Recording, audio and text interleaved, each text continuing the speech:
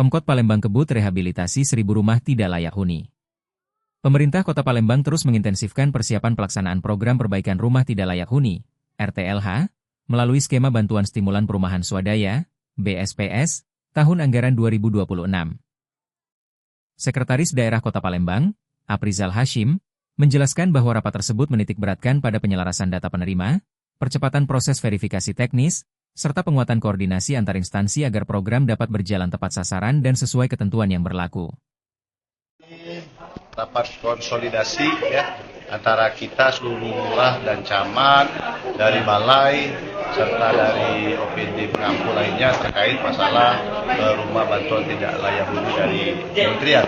Kita Kota Palembang ini dapat bantuan stimulan perumahan swadaya BSPS namanya, dapat 1.000 kuota, 1.000 kuota untuk rumah tidak layak huni yang MBR berpenghasilan MBR di Kota Palembang ini. Sehingga kami pada hari ini karena kita ada praktek verifikasi teknis yang mana masyarakat sesuai dan pas untuk mendapat bantuan BSPS tersebut dari kementerian.